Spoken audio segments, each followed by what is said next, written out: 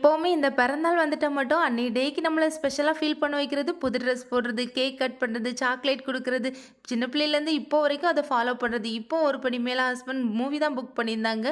கூலி படம் அந்த ஏஜ்லயும் அவ்ளோ சூப்பரா நடிச்சிருந்தாரு. ஒரு சீன் மிஸ் பண்ணா கூட கூலி படம் புரியவே செய்யாது. எந்த டிஸ்டர்பன்ஸும் இல்ல படம் பார்த்தோம்னா சூப்பரா இருக்கும் அந்த மூவி. இன்டர்வல் டைம்ல டபுள் த ரேட் இருந்தாலும் எல்லா ஸ்நாக்ஸையும் வாங்கிட்டு அப்படியே சாப்பிட்டுட்டே மூவி பார்க்குறது அது வேற ஃபீலா இருந்துச்சு. 1/2 அன் ஹவர் முன்னாடியே பாப்பா ரொம்ப சிணுங்க ஆரம்பிச்சுட்டா. நான் அப்படியே வெளியில வந்து உட்கார்ந்துட்டு இருந்தேன். படம் முடிஞ்சதுமே கோயிலுக்கு போயிட்டோம். பாப்பாக்கு 1, 2 வாட்டி சாமி கும்பிடுறது எப்படி, ஆரத்தி தொட்டு கும்பிடுறது எப்படி இதெல்லாம் சொல்லிக் குடுத்துருந்தோம். இப்ப டீஃபால்ட்டா அவளே பண்ண ஸ்டார்ட் பண்ணிட்டா.